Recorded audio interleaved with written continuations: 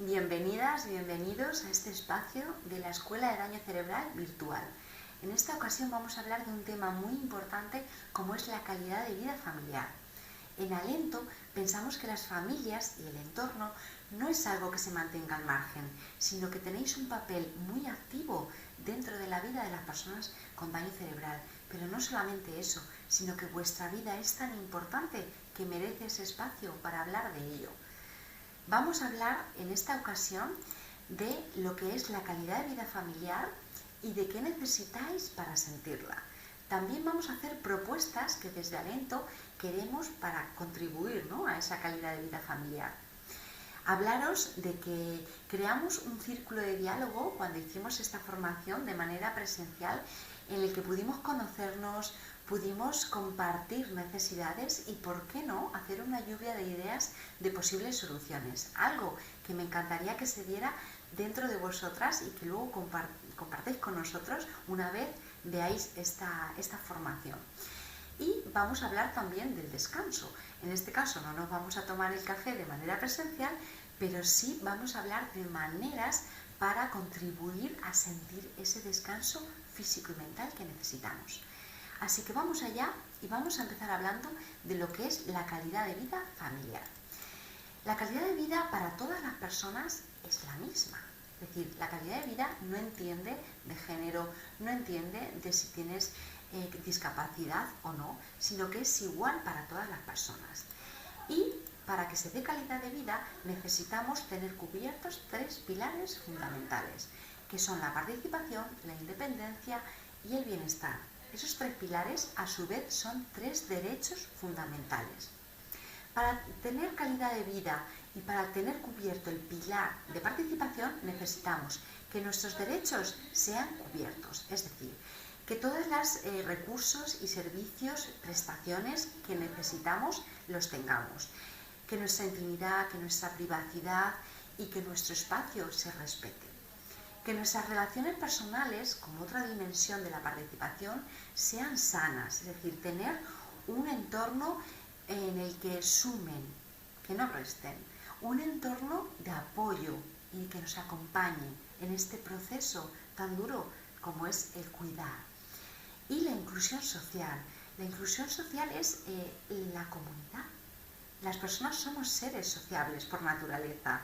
Y muchas veces cuando nos convertimos en personas cuidadoras, la tendencia al aislamiento es algo que suele darse con mucha frecuencia. Por lo tanto, el participar en la comunidad es fundamental para nuestra calidad de vida. En segundo lugar, hablamos de independencia y con ello una dimensión del desarrollo personal. Es decir, realizar todas aquellas actividades, aprendizajes, hobbies, todo aquello que necesitamos hacer para sentir que nos estamos desarrollando personal o profesionalmente. Y el tomar elecciones, elegir, organizar nuestra vida, eso es autodeterminación. Si dejamos de hacerlo o sentimos que ya no está en nuestra mano el poder elegir cómo quiero mi vida, estamos mermando esa parte y ese pilar de nuestra vida. Y en tercer lugar hablamos de bienestar. El bienestar emocional, el sentirnos seguras, sin estrés, ese sentimiento de calma es fundamental. El bienestar físico, que se refiere a que nuestra salud esté cubierta, esté atendida, a no tener dolor, a tener una higiene corporal, unos hábitos saludables. Y luego, a nivel de bienestar material, pues todos los recursos, ya no solamente económicos, sino productos de apoyo, el tener una vivienda adaptada a las necesidades actuales, es decir, todo aquello a nivel material que necesito para sentir que tengo calidad de vida. ¿Alguna vez os habéis preguntado si tenéis cubiertas esas 8 dimensiones? Es decir, si tenéis cubiertas estos 3 pilares fundamentales en nuestra vida, pues os animo a que hagáis esa reflexión. Pero claro, diréis, bueno, ¿y cómo sé si tengo calidad de vida? ¿Cómo puedo medir? ¿Cómo puedo saber si realmente mi calidad de vida está en el nivel óptimo? Pues siento deciros que no hay una máquina, un metro, un artilugio que pueda medir si esa calidad de vida existe o no existe, sino que es algo subjetivo, es algo de una persona misma. La calidad de vida no se mide de una manera general o estandarizada, ¿no? Sino que cada persona siente que su calidad de vida es de una manera y otra persona sentirá que la suya es de otra. Os pongo un ejemplo. Para mí, por ejemplo, vivir en un piso con 3 dormitorios y 2 baños es calidad de vida. Sin embargo, para otra persona, vivir en una autocaravana ya sería sentir calidad de vida. Por lo tanto, no está bien ni una ni otra. Es que para la persona, el vivir de esa manera supone tener calidad de vida. Por lo tanto, es algo subjetivo, que solo, única y exclusivamente cada persona puede valorar. Y si ahora nos metemos en la calidad de vida familiar, creo que es muy importante empezar hablando de una realidad, y es de la soledad. Estoy segura, porque os lo he escuchado muchísimas veces, que las personas cuidadoras sentís una soledad que os abruma. Y es porque al principio, en esa etapa, ¿no?, por ejemplo, de hospitalización, estabais acompañadas en todo momento. Pero una vez la persona con daño cerebral vuelve a casa, es como si de repente todo el mundo se fuera. No digo que eso suceda, ¿no?, en todos los núcleos familiares, pero sí es un dolor que habéis expresado en muchas ocasiones. Y esto tiene mucho que ver, este espacio que estamos creando, con ese sentimiento. Y es que no estáis solas. Aunque sea un sentimiento que es totalmente legítimo, tenemos que reclamar que esa soledad no se dé, porque en un entorno tiene que haber más personas de apoyo y que acompañen en este proceso, porque si no, tú como persona cuidadora al final vas a acabar siendo una persona también con necesidades de apoyo. Por lo tanto, vamos a intentar generar estrategias para que esa soledad deje de sentirse y empecemos a sentir que puedo estar acompañada y que acepto ese apoyo. Entonces ahora sí que vamos a especificar lo que sería una calidad de vida para vosotras, las familiares. La calidad de vida familiar se compone de manera específica de estas 5 dimensiones que están interrelacionadas. En primer lugar, hablamos de bienestar individual, después de relaciones familiares, a continuación de recursos familiares, relaciones en la comunidad y recursos en la comunidad. Pero vamos a especificar qué significa cada una de ellas.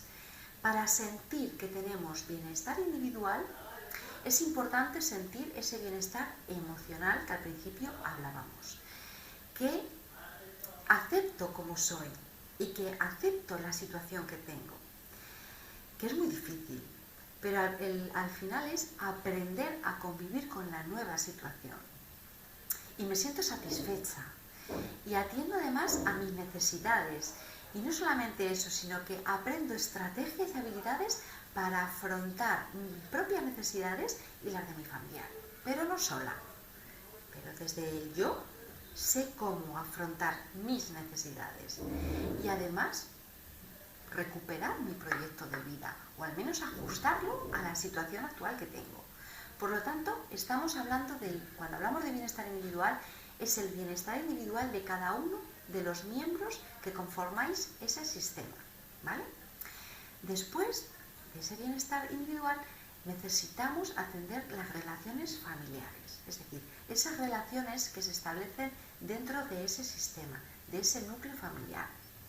Y aquí atendemos a qué actitudes hay hacia los miembros de la familia, si existe o no existe ese apoyo entre familiares, si hay una comunicación y de qué tipo, si hay conflictos, que los hay, y eso es algo lógico, pero cómo se resuelven esos conflictos y esas distintas opiniones que se dan, si hay un nuevo ajuste y adaptación a la nueva situación, si sigue habiendo un sentimiento de unidad o de repente se ha roto, si hay preocupación por el bienestar por cada uno de los miembros o únicamente se ha centrado la atención en la persona con daño cerebral.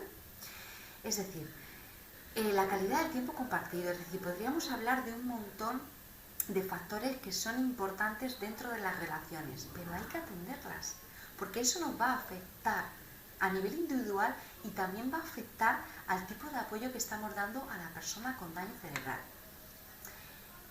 Y las relaciones no solamente es importante, sino también hay que atender y echar ojo a de qué recursos disponemos. Es decir, ¿tenemos habilidades?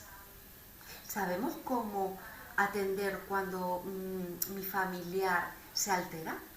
¿O ahí me estoy dando cuenta de que no sé cómo manejar esas situaciones? Veo que cada vez que tengo que ayudar a mi familiar en el aseo, me hago daño, no sé cómo ponerme, no estoy siguiendo una higiene corporal. Esos son recursos, es decir, todo lo que necesito saber para atenderme a mí y para atender a la persona con daño cerebral y a los familiares, esos son recursos. Pero no solamente eso, sino tengo estudios, tengo conocimientos, tengo recursos económicos, ¿vale? Eso hay que darle una vuelta, reflexionar y valorarlo. Y vamos a extendernos un poquito más allá y vamos a hablar de la comunidad, porque las relaciones con la comunidad es muy importante. Es fundamental tener en cuenta pues, a los vecinos, a las amistades, a esa persona que me está dando apoyo y con el que me encuentro y me cruzo todos los días. Esos son personas de apoyo. Aunque tengan sus vidas, en algo están contribuyendo a que mejore mi calidad de vida. Y a veces tendemos a decir, no voy a decirle a esta amiga, a este amigo que me apoye en esto, porque bastante tiene con su vida. Pues la comunidad está para eso, para ayudarnos unos a otros.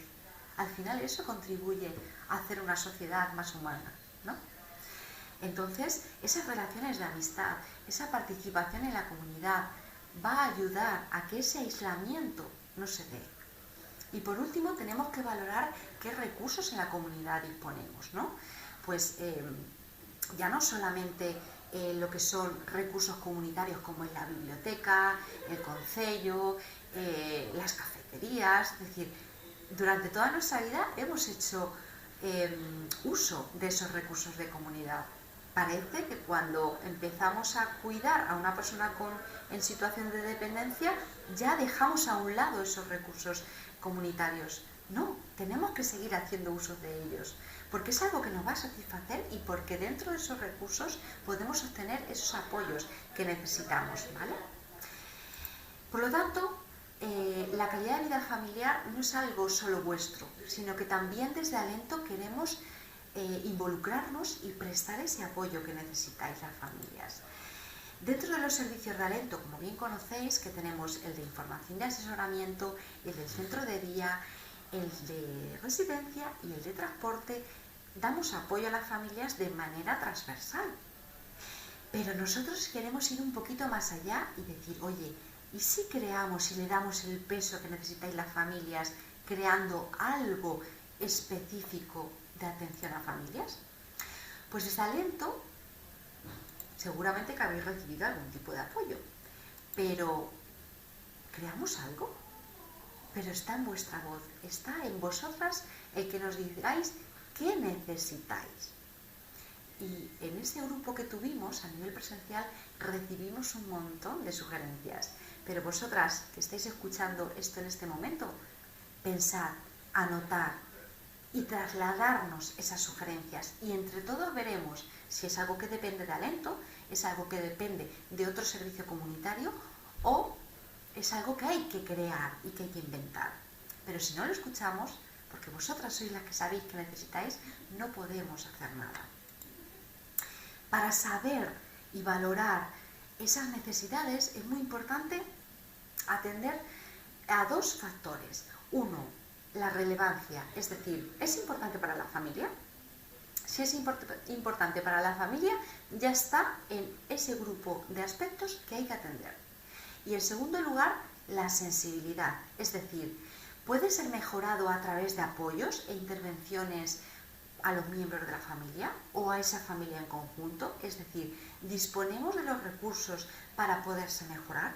porque a veces podemos crear o tener sueños que en este momento es muy difícil de atenderlos, ¿vale? Es decir, si yo digo, me gustaría volver atrás en el tiempo y que a mi familiar no le diese ese ictus. Eso no lo podemos hacer, evidentemente. Por eso tenemos que hablar de metas y de objetivos que sean alcanzables. Pero, oye, a veces hay ideas que parecen muy locas, pero que se pueden conseguir. Entonces, sí que cuando recibamos alguna sugerencia vamos a tener en cuenta esos dos factores, la relevancia para vosotras y la sensibilidad, es decir, si podemos mejorarlo.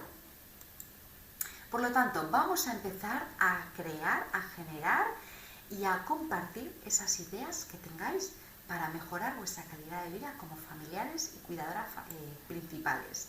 Porque somos comunidad, porque somos un equipo humano que todos queremos lo mismo, echarnos un cable, ayudarnos y acompañarnos. Por eso, en esta ocasión no podemos crear ese círculo de diálogo, porque esta metodología, es decir, yo estoy hablando a una cámara, pero sé que vosotras estáis detrás. Entonces, os animo a que, si os apetece, os apuntéis, nos lo hagáis llegar para crear de manera presencial ese círculo de diálogo que ya el año pasado lo hicimos con un grupo de familias, pero que podemos volver a hacer y podemos volver a ampliar. Sobre todo teniendo en cuenta lo que ese peluche que tuvimos con nosotras hablaba de me permito. En este espacio me permito compartir esto. Me permito trasladar estas necesidades. Y me permito gritar a los 7 vientos que necesito apoyo. Pero también que yo pueda apoyar a alguien. Ha sido muy bonito y queremos que se repita. Y con siempre este objetivo, que es voy a estar mejor. Necesito estar mejor. Necesito recuperar parte de mi vida. No os olvidéis, vuestra vida no se ha esfumado. Vuestra vida sigue ahí. Solo que hay que hacer algunos ajustes para que volváis a tener y a ser las dueñas de vuestra propia vida. De momento, vamos a compartir algunas cositas que salieron. Como es, por ejemplo, fomentar la comunicación abierta. Porque a veces no nos permitimos comunicar que necesitamos ese apoyo o quejarnos. O sí, pero no hay unas soluciones, ¿no? O no la estamos compartiendo con personas que me pueden ayudar a dar soluciones. Y luego está la voluntad de cada uno, ¿no? Pero hablamos de comunicación. Tenemos que comunicar y trasladar. Establecer rutinas diarias es algo súper importante. Incorporando pues esas cositas de las que hemos ido hablando, ¿no? Ese apoyo emocional, incorporar actividad física y una alimentación saludable. Priorizar de verdad el autocuidado. Que todas disponemos de 24 horas, pero que tenemos que hacerlo de manera al principio muy consciente, porque nos hemos habituado a que nuestra vida esté dirigida al cuidado de la otra persona. Y de manera automática ya nos sale eso. Pero para cambiar un hábito, lo que tenemos que hacer es decir, mira, estos 20 minutos son para mí, ¿para qué?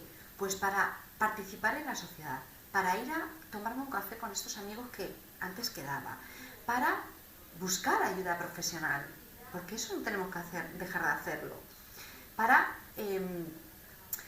cuidar ese descanso y esos espacios de relajación tan importantes que necesitamos para también que nos ayude a manejar el estrés, pero sobre todo para reflexionar y ver si las metas que me propongo son realistas y son alcanzables. Y para eso estamos aquí en Alento, para echaros una mano. Vamos a acabar, no hemos podido tener ese café, pero sí vamos a hablar de 7 tipos de descanso que todas las personas necesitamos incorporar a nuestra vida. Un descanso de tipo físico, pues esta siesta tan española que necesitamos, hacer estiramientos, dar paseos, esa parte diaria, si la atendemos físicamente, nos vamos a encontrar como más descansadas. El descanso emocional, que se refiere pues a ese autocuidado, a poner límites. Poner límites no es echar una bronca, es decir, necesito que esto pare aquí, o en mi vida necesito incorporar esto otro. y que nuestra parte personal necesita ser atendida. El descanso mental se refiere a que no utilicemos las pantallas a todas horas, porque eso ya lo escuchamos en las redes precisamente, ¿no? Que el exceso de uso de pantallas al final lo que hace es colapsar nuestra mente. Entonces busquemos esos espacios de contacto con la naturaleza, el leer, el escuchar música, todo aquello que a ti te haga sentir que te vuelve a la calma, ¿vale? La parte sensorial, ese descanso sensorial se refiere a el conectar con nuestros sentimientos, que nuestros seres queridos sintamos que están ahí, ese abrazo, y cuando sintamos esa soledad, que sea pero para cuidarnos, porque a veces el alejarnos del ruido nos ayuda muchísimo. Y el intentar abrir nuestros ojos a todos los estímulos que nos trasladan alegría. El humor es una medicina fantástica. Y no hace falta que sea un buen chiste, sino que, no sé, buscar algo, recordar algo que te haya hecho gracia, eso ya es algo que te va a aportar. Luego, el descanso creativo. Y diréis, nunca he escuchado oír hablar de eso, ¿no? Pues la creatividad es algo que suele darse sobre todo cuando nuestra mente tiene claridad. Pero podemos forzar a nuestra mente a hacer algo que nos lleve a la creatividad. Por ejemplo, el escribir es algo que ayuda muchísimo. Escribir te ayuda al desahogo emocional, pero a la vez a crear algo nuevo. Intentar algo diferente, algo que esté en tu mente rondando y que creas que te va a ayudar a sentirte bien. Y luego el descanso espiritual. Cuando hablamos de descanso espiritual no hablamos específicamente de algo religioso, ¿vale? Que la parte religiosa a quien le aporte, perfecto. Pero hablamos más de actividades que te ayuden a reflexionar, a conectar con el aquí, con el ahora, con ese momento justo que estés viviendo.